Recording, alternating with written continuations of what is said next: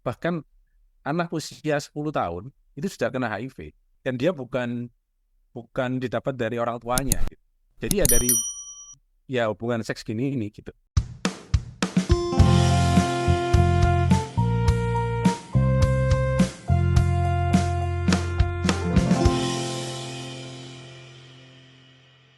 Salam perspektif baru untuk Anda pemirsa acara ini di media sosial YouTube dengan nama akun Perspektif Wimar TV.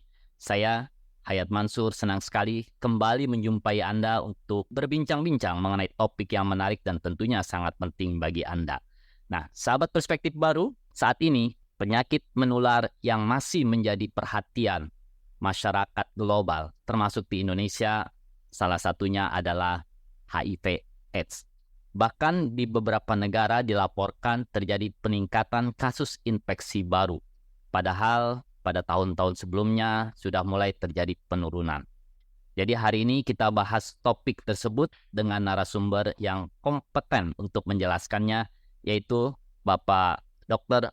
Imron Pambudi yang menjabat sebagai Direktur Pencegahan dan Pengendalian Penyakit Menular Kementerian Kesehatan Republik Indonesia. Salam perspektif baru Pak Dr. Imron.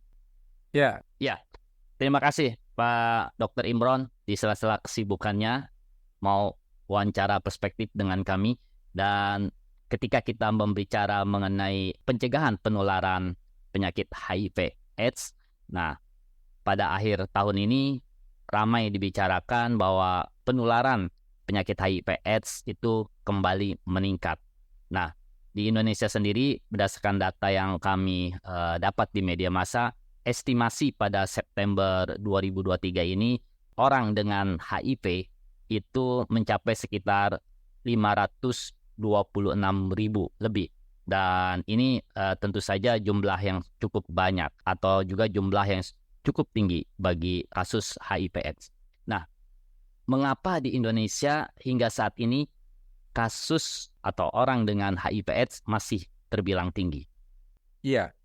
Jadi tadi angka yang tadi sekitar 520.000 itu adalah bukan ODIF baru ya. Jadi artinya adalah estimasi ODIF ya yang masih hidup yang selama ini di Indonesia. Jadi itu akumulatif, Mas. Jadi bukan yang baru. Sebetulnya kalau kita lihat kita bandingkan dengan 3 atau 4 tahun yang lalu itu sudah jauh menurun. Dulu kan sekitar 800-an ya. Sekarang sudah tinggal 520. Jadi sebenarnya sudah menurun.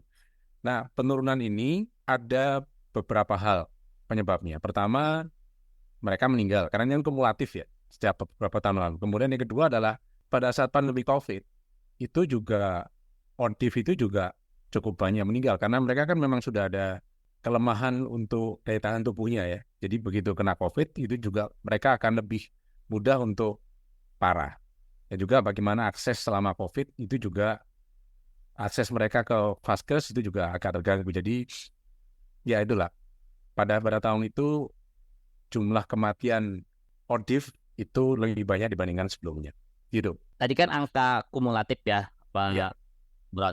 Nah, bagaimana dengan angka untuk kasus baru di tahun 2023 ini? Berapa jumlah temuannya?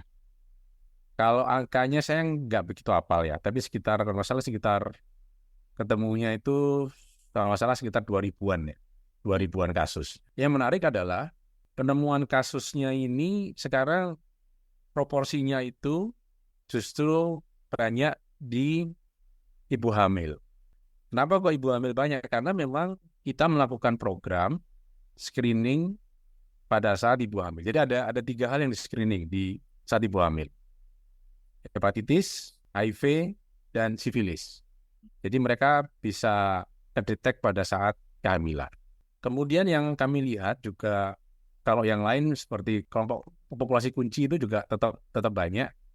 Dan ini yang sekarang yang sedang kelihatan proporsinya tambah itu adalah dari kelompok LSL. Jadi LSL dan ibu hamil ini proporsinya jadi lebih banyak.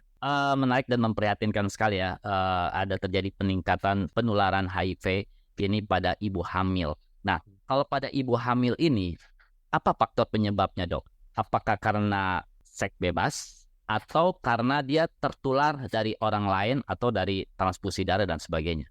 Yang paling sering yaitu tertular dari pasangannya. Entah itu, ya kita nggak tahu ya pasangan sah ataupun pasangan tidak sah, tapi jelas dari pasangannya. Kalau dilihat dari statistik, kasus HIV yang didapat dari pengguna jarum suntik sudah jauh menurun. Ya. Jadi sekarang justru tadi itu lebih ke arah hubungan seks. Ini yang untuk ibu hamil. Dan kalau kita bicara terkait dengan penularan HIV pada ibu hamil, ini juga lebih kompleks ya penanganannya. Kadang-kadang ibu hamilnya juga nggak tahu kan Mas, Ya, dia dapat dari mana gitu. Dapat dari mana dan susah juga. Nanti kalau begitu ditemukan dia positif, bingung juga kan dia mau ngomong ke keluarganya juga agak susah kan ya. Ya. Pasti nanti yang ditanya adalah kamu dapat dari mana kan gitu. Belum tentu pasangannya ngaku. Jadi ini Tanya kan? hal-hal yang menurut saya nggak semudah atau nggak hanya tesnya saja gitu. Tapi konsekuensi dari hasil tes ini juga itu harus dipikirkan dengan baik. Gitu Pak. Oke, satu lagi. Tadi kan selain ibu hamil adalah akibat perilaku LSL ya, lelaki sesama lelaki. Nah, mengapa terjadi peningkatan kalau di LSL ini? Kalau saya melihat ya mungkin sekarang ini kan perilaku seks itu kadang-kadang ada yang menyimpang itu karena coba-coba ya Mas ya. Ini juga yang kemarin saya lihat ada teman dari Jawa Tengah menyampaikan bahwa bahkan anak usia 10 tahun itu sudah kena HIV dan dia bukan didapat dari orang tuanya gitu. Jadi ya dari hubungan seks gini ini gitu. 10 atau 12 tahun gitu. Nggak salah ya 10 atau 12 tahun. Nah, menarik dari angka ini. Berarti LSL itu kebanyakan itu yang usia berapa, Dok? Usianya rata-rata usia produktif lah, anak-anak muda gitu ya. Itu yang sering seperti itu. Dan kalau kita lihat seperti kemarin kasus monkeypox ya, itu kan juga ternyata banyak yang didapatkan dari kalangan mereka. Ya. Artinya penularannya itu ya, kalau kami coba duga gitu ya, meledaknya kasus monkeypox itu bukan meledak, artinya tambah banyak. Gitu saya nggak bilang meledak lah, meledak kan banyak banget. Itu kayaknya mereka pernah ada kumpul-kumpul atau party gitu ya. Nah kemudian terjadi hubungan di sana sehingga komunitas itu jadi kena monkeypox semua. Pak Dr. Imran tadi dijelaskan bahwa sebenarnya secara kumulatif orang dengan HIV di Indonesia itu menurun dari 800.000 sekian menjadi 500.000 sekian. Nah, kalau dibandingkan dengan negara-negara lain, nah posisi kita ini ada di mana? Apakah termasuk negara yang tinggi orang dengan HIV atau termasuk negara yang rendah? Kalau di Asia termasuk golongan yang tinggi ya. Ya kalau dibandingkan dengan kayak Thailand, Singapura itu Indonesia termasuk yang masih cukup tinggi. Nah, salah satunya tadi yang kita masih belum bisa memutuskan yang ibu hamil tadi itu. Karena screening kita tingkatkan, kita perbaiki, ketemunya pasti lebih banyak. Kalau saya lihat sekarang ini kan populasi kunci itu lebih susah untuk diidentifikasi. Artinya dilokalisir gitu ya. Dulu mungkin zamannya masih ada lokalisasi, kita tahu kan, oh ke sana nih. Tapi begitu sekarang kan nggak ada lokalisasi, ya pindah semua ininya kan di handphone, ya kan. Jadi orang bisa kemana-mana. Jadi ini hal-hal yang kayaknya yang membuat kita ini masih perlu upaya-upaya yang di luar business as usual. Jadi perlu hal-hal yang lebih baru lagi menjawab tantangan-tantangan ini. Nah, salah satu kunci untuk melakukan pencegahan penularan HIV itu adalah tadi screening ya. Dengan screening diketahui bahwa seseorang itu mengidap virus HIV atau tidak. Nah, di Indonesia ini kan masih jarang orang yang mau melakukan tes screening ini. Nah, apa faktor penyebabnya, Dok? Kembali kalau kita bicara masalah penyakit kronis, itu adalah stigma. Ya. Stigma yang membuat orang jadi merasa nanti terkucilkan. Itu yang pertama. Yang kedua, saya kira adalah mereka kalau begitu didiagnosis, itu merasa dunia runtuh gitu ya. Habis sudah ceritanya. Jadi saya kira dua hal ini yang membuat orang tidak mau di-screening atau tidak mau dites. Ya, karena masalah stigma dan mempunyai persepsi, waduh, udah kalau sudah kena HIV semua selesai lah, gitu ya. Dia akan meninggal dan padahal sebetulnya banyak atau bahkan lebih banyak orang-orang yang HIV atau ODIF yang kalau dia minum obat teratur dan bagus, itu dia bisa umurnya bisa panjang, gitu. Ya. Jadi pengetahuan ini yang saya kira penting untuk masyarakat tahu agar mereka tidak relaktan untuk dilakukan testing. Nah, apakah dari sisi biaya mempengaruhi juga orang untuk mau melakukan screening ini?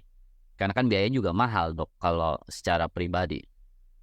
Kalau screening pakai tes rapid antigen aja sih nggak mahal. Bahkan kita distribusikan gratis kan. Kayak tadi ibu hamil, kita memberikan tuh rapid antigen kepada ibu hamil untuk melakukan tes tadi.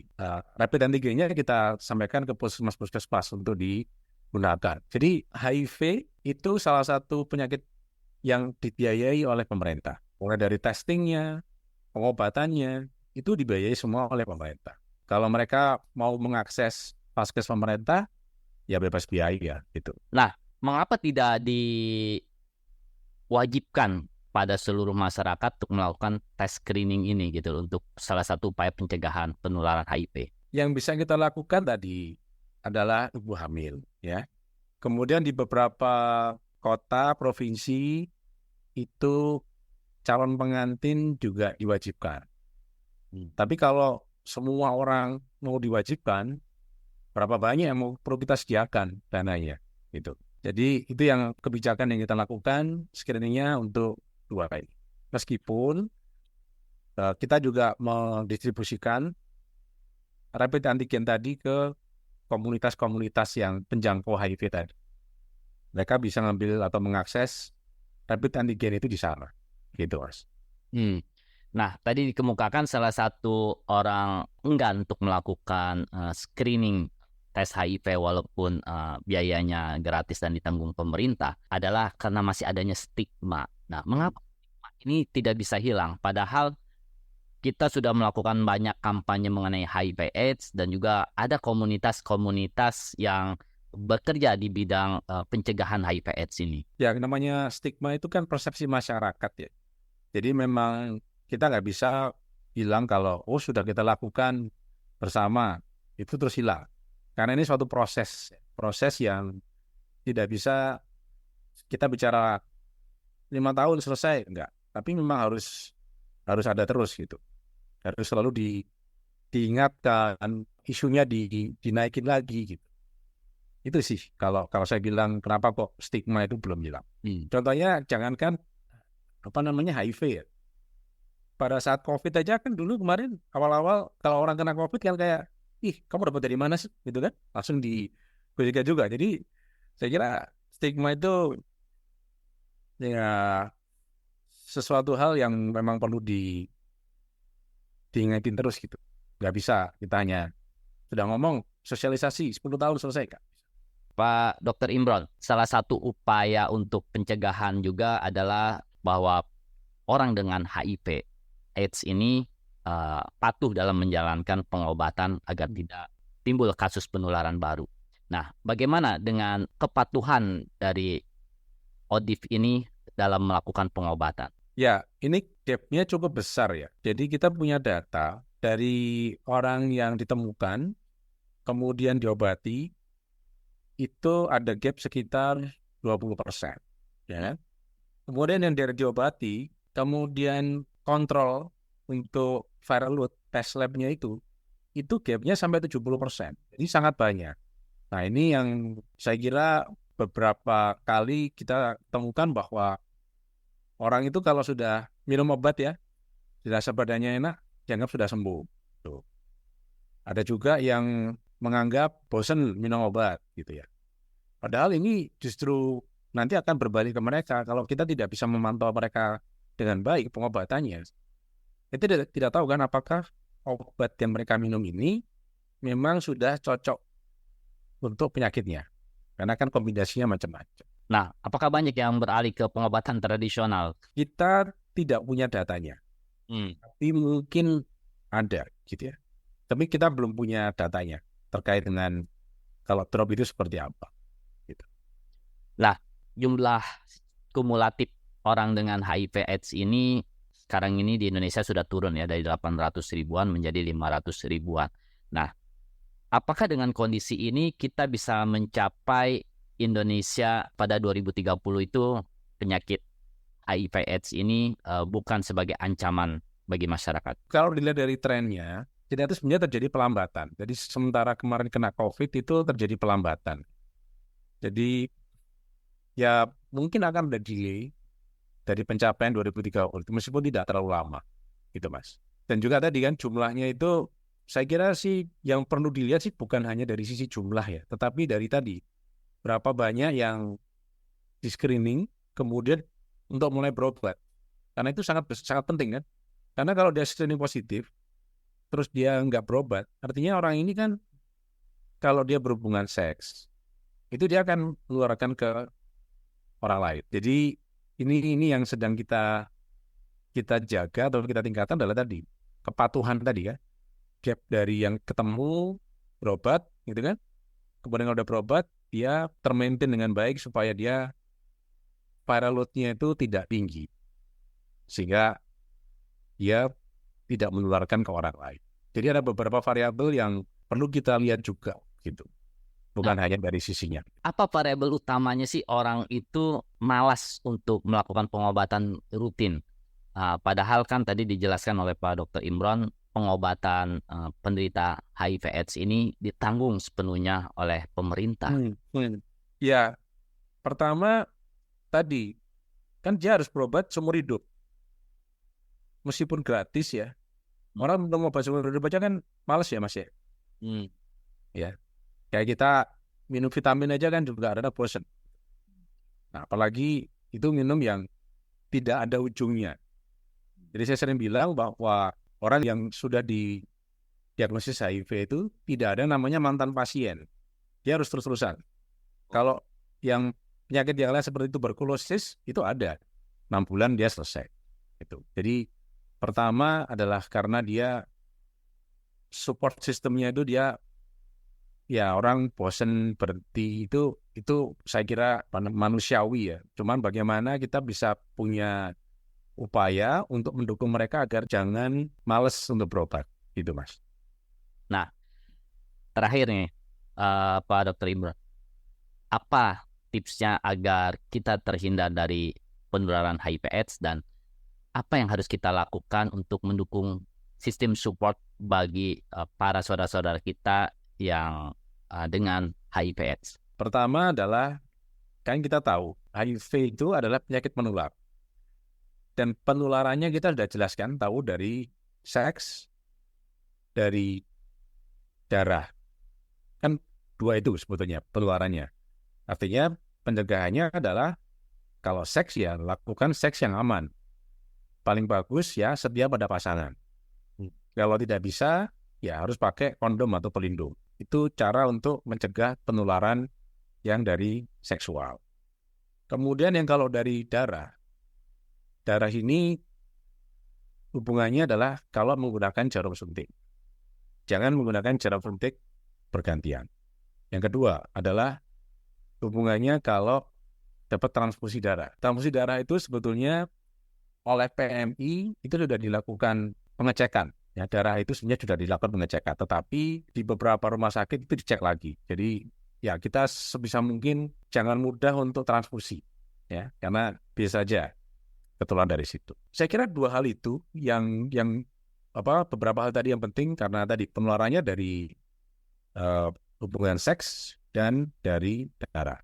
Jadi bagaimana menghindarkan kita dari dua hal ini. Satu hal lagi yang dari darah adalah kalau sebagai tenaga kesehatan kita harus melakukan universal precaution, ya, karena bisa saja ketusuk jarum, ya kan? Jarumnya habis nyuntik, habis dipakai oleh atau nyuntik kepada orang yang kena ODIF atau hepatitis, jadi dia bisa nyebar ke dirinya sendiri. Itu adalah tips untuk kita bisa terhindar. Oh ya, yang terkait dengan seks tadi ya, saya kira kita ya tadi maksud saya adalah seks aman itu ya terlindung, atau kita jangan tergoda untuk hubungan seks yang dengan sejenis ya, atau yang beresiko ya. Itu saya kira akan sangat berpotensi ketularan penyakit, bukan hanya HIV tapi penyakit IMS yang lain, dan bahkan yang kemarin kayak monkeypox ya, itu sangat berbahaya. Kemudian yang terkait dengan support system, ini intinya adalah kita jangan menstigma orang. Kita jangan membuli orang yang kena yang ODIF, yang positif HIV. Mungkin saja mereka itu dapatnya nggak sengaja. Contohnya yang tadi seperti ibu hamil. Dia nggak tahu kalau pasangannya yang membawa atau menularkan ke dia. Jadi pertama jangan menstigma. Yang kedua adalah kalau kita sudah ketemu dengan orang yang ODIF tadi, ya tetap harus diberi semangat kepada mereka agar mereka bisa tetap bekerja, belajar ya, dan disupport agar jangan telat untuk meminum obat. Dan minum obatnya harus terus seumur hidup. Dan jangan lupa bahwa mereka setiap tahun itu harus melakukan tes viral load agar bisa mengetahui pengobatannya itu berhasil atau tidak di dalam mengendalikan HIV. Oke, terima kasih Pak Dr. Imran. Sangat jelas sekali perspektif yang Anda sampaikan, dan sebagai penutup saya hanya menggarisbawahi kembali bahwa upaya pencegahan itu adalah dengan kita memahami faktor penyebaran HIV/AIDS, dan juga kita jangan mudah menstigma orang dengan HIV/AIDS. Terima kasih, sampai jumpa di wawancara perspektif baru berikutnya.